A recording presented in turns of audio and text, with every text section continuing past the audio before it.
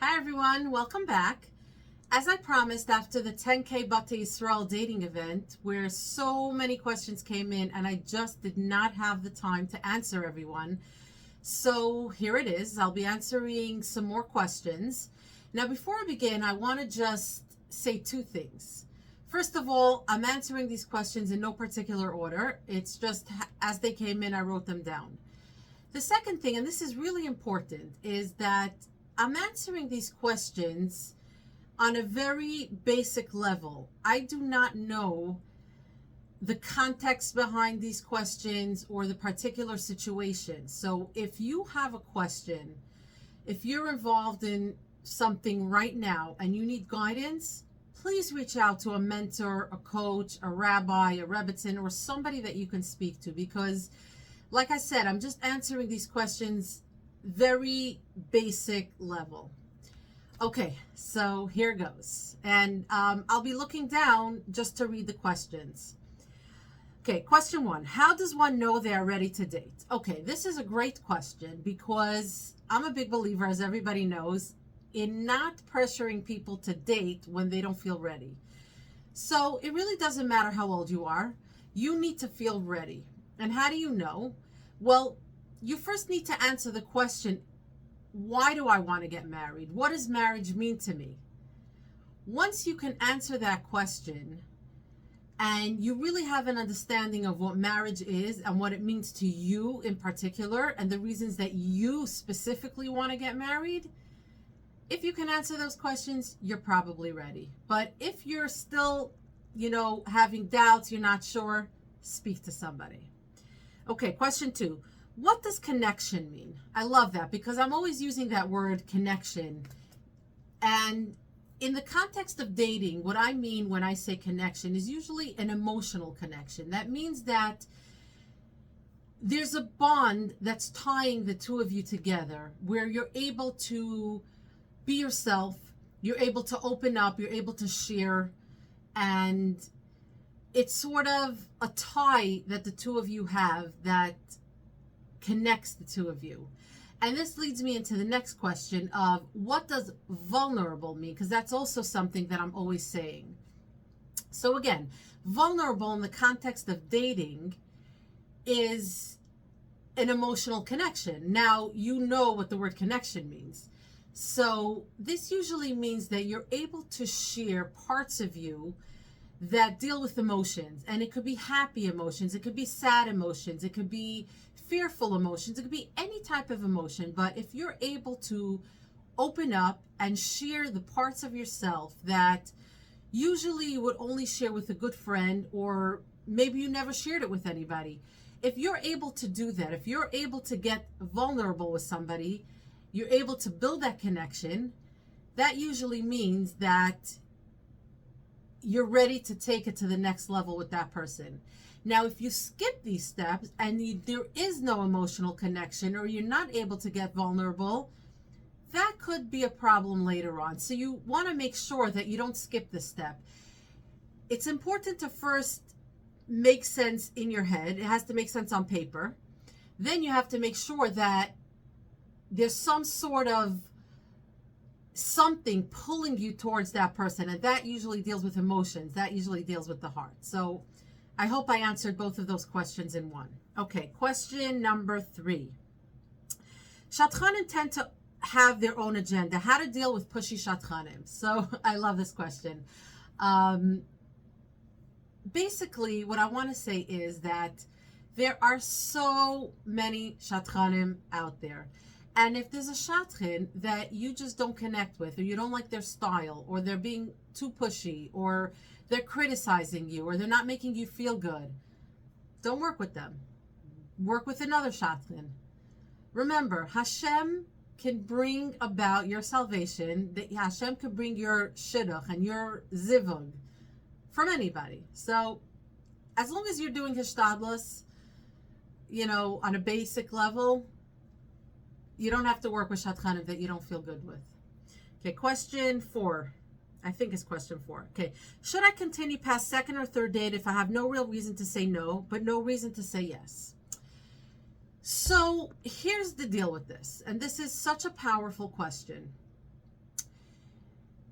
after a second or a third date, you may not have a reason to say yes. And you also may not have a reason to say no. But if you do not have a reason to say no, you continue. And the reason is because so often feelings take time to develop. Attraction takes time to develop. And I know many daters don't have the patience, or they don't understand the concept of this. They think that when they meet somebody, there has to be fireworks right away. There has to be mutual attraction right away.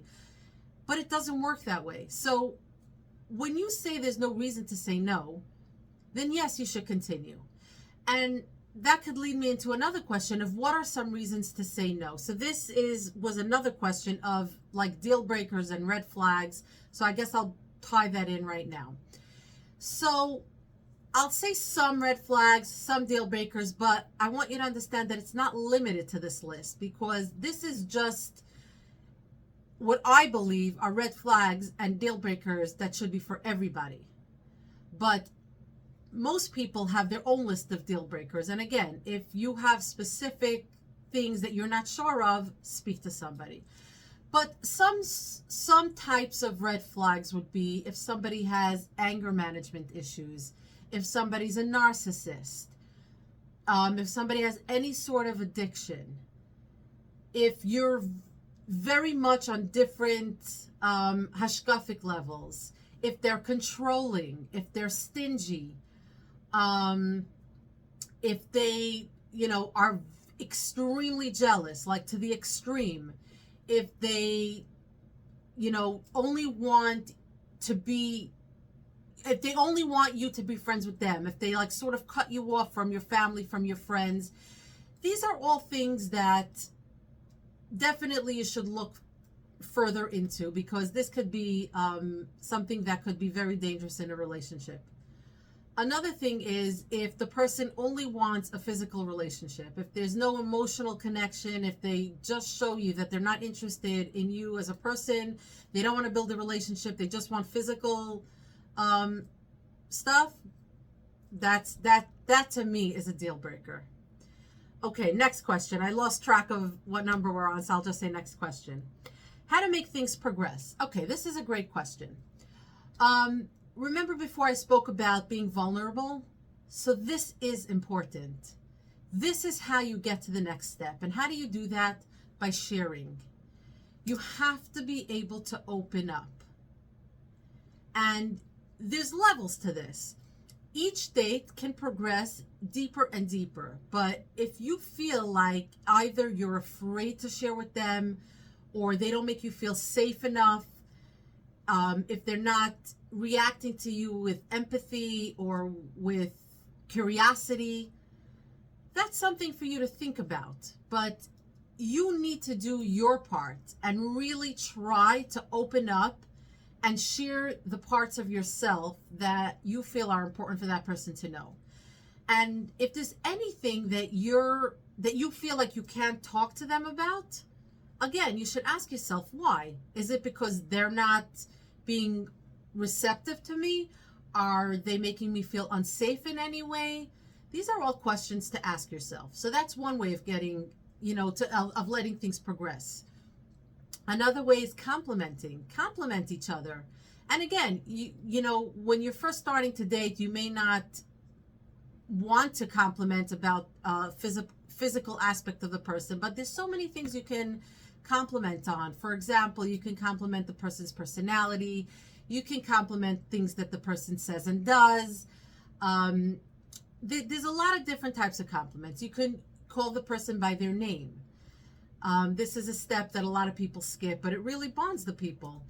And another very important thing is, I believe very firmly that after a certain amount of dates, and I'm not a believer in giving numbers, like I don't want to say after the third date, fourth date, fifth date, whatever number of dates, but obviously not too far into the relationship, you should start talking on the phone in between dates. You should be texting each other. You should really be trying to build a friendship, because that's what this is about. Before you get married, you want to build a friendship. That's what marriage is about. So if you're just going to date twice a week for 2-3 hours, how are you building that bond, that connection with the person? So it's very, very important in between dates to have some sort of communication. Okay.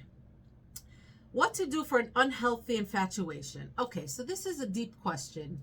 And if you're asking that, then you're probably thinking that the feelings that you have towards that person are unhealthy. So if you find that the feelings go literally from 0 to 60 so quickly, and it's just so powerful, and you can't stop thinking about them every second of every day, and you sort of have blinders on because you think that person is God's gift to humanity, they're perfect, there's nothing wrong with them, then you have to be questioning if it's really a healthy relationship. Because when you get into a relationship with somebody, you have to accept the whole package. Nobody's perfect, and you need to realize that you're taking the good, the bad, and the ugly, all of it. But if you only see like all the good, and you're blinded by the person's charm, or they're so charismatic that they swept you off your feet, or if it's just a physical attraction, then you have to be concerned. Take a step back. And like I said in previous videos, it's important when you start dating to make 2 lists. The first one is a list of yourself as a person. Who am I? What am I? What are my needs? What's my direction in life? What are my dreams in life? How do I see myself in 5 years from now, in 10 years from now? Really write that down. And the second list you want to be making is, what's important to me in a spouse? And you don't want to just write superficial things. You want to really think about this. What do I need in order to be happy? And if you feel like you're in a relationship that may just be infatuation and it's not a healthy relationship, go back to that list and look at it. Does this person have all the things that I wrote on the list that are important to me, that I really need in order to live my best life? If the answer is yes, then maybe you're just having strong feelings. It does happen to some people. Doesn't happen for most, but it could happen. But if you go through that list and you see that they really don't have most of the stuff that you said were important, then it's time to really reevaluate. And again, like I keep saying, speak this over with somebody. And, because you don't want to get into a relationship that's pure infatuation, because that's just going to fizzle out. Okay, next question. How to give feedback to Shadchanim and what feedback to expect in return. So I'm a big believer in being upfront, being honest. Obviously, you don't have to say every little quirk that person has that bothers you, but in general, hopefully you're dealing with a good shadchan and somebody that will be listening to you.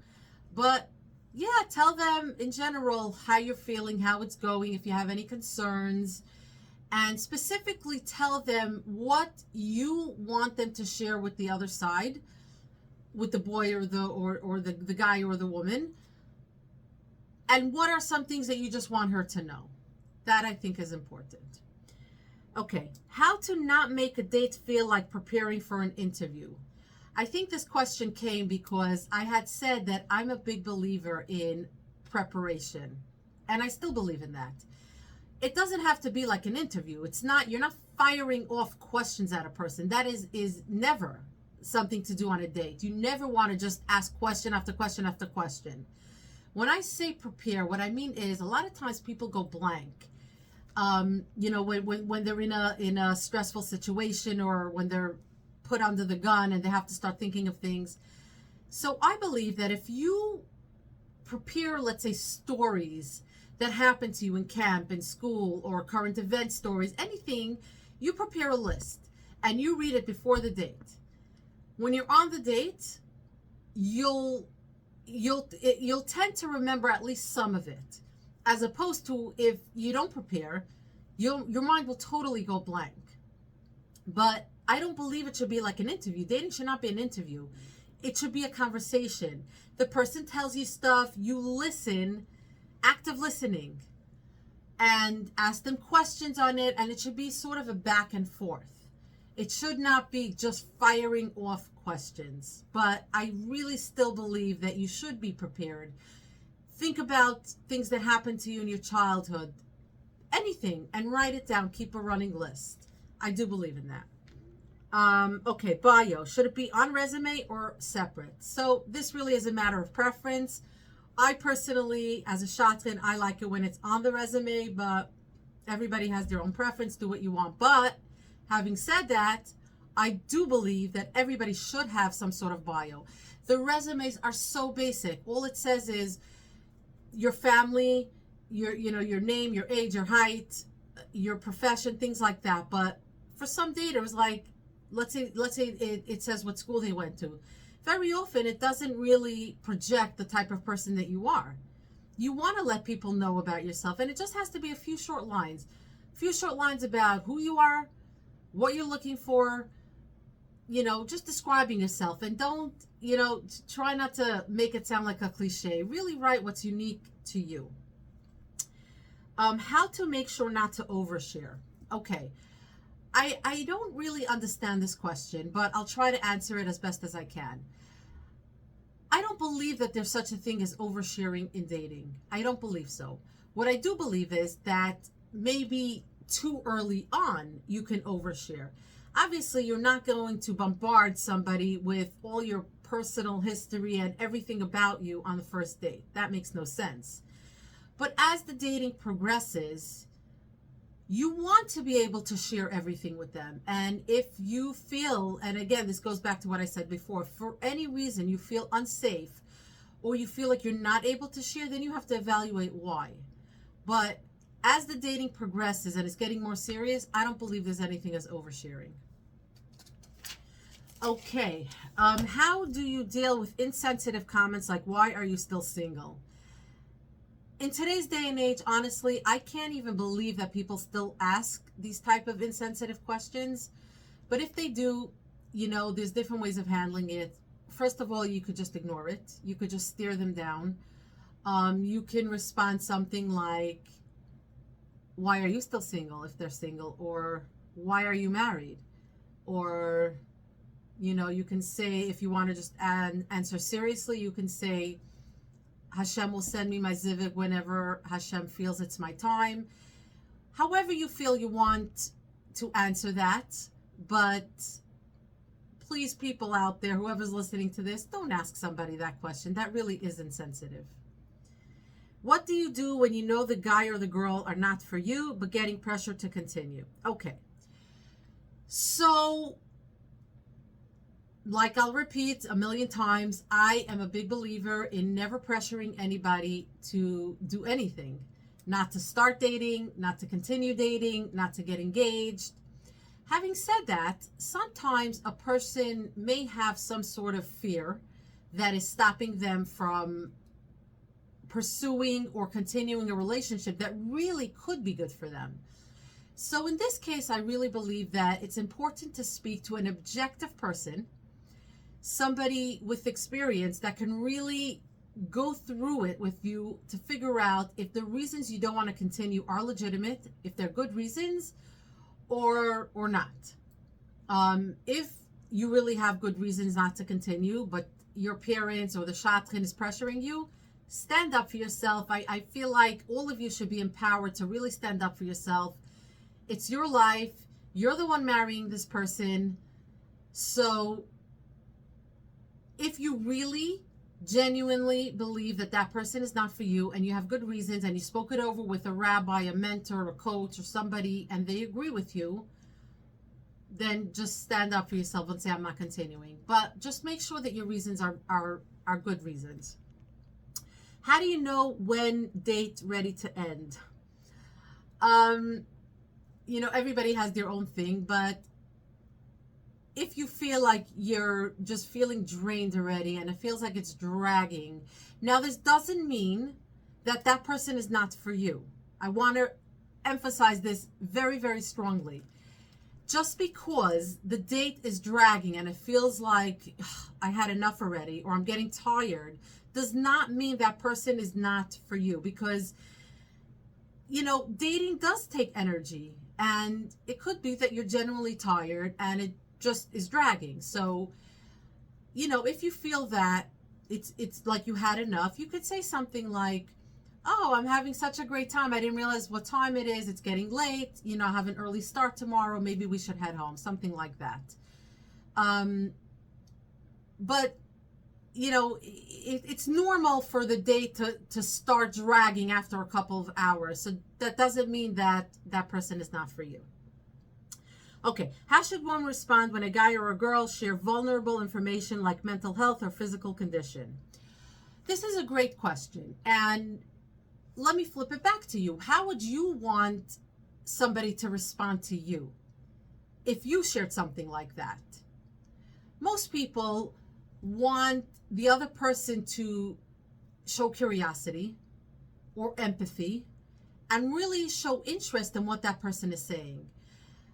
Don't show a shock face. You should keep a poker face. If something that somebody is telling you really shocks you, don't show that. Keep a poker face and try to understand. Ask questions.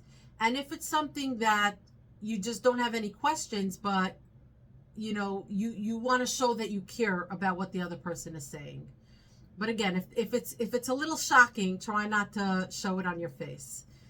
Because remember, if it's something very, personal or deep or vulnerable, it probably took a lot for that person to share it with you. So you want to show empathy and you want to be curious. If it's appropriate, you can ask questions about what they're telling you. Out of town dating. Okay. Out of town dating is a little bit different than regular dating. I think that, if you're dating in town, it's important to keep the momentum going. Don't just date once a week. You should 2-3 times a week at least. And in between dates, you should be FaceTiming, talking on the phone, texting. If it's an out of town situation, it is what it is. It's going to be harder, but definitely to keep the momentum going, definitely FaceTime as often as possible. But, whenever possible, try to maybe make long weekends and try to, have in-person dates as much as possible. Even if it's like a long weekend, let's say from Thursday to Sunday, and you see each other Thursday, Friday, Motzei Shabbos, Sunday, try to, pack it all in. Okay, deal breakers and red flags. We spoke a little bit about that. I just want to repeat that different people have different deal breakers.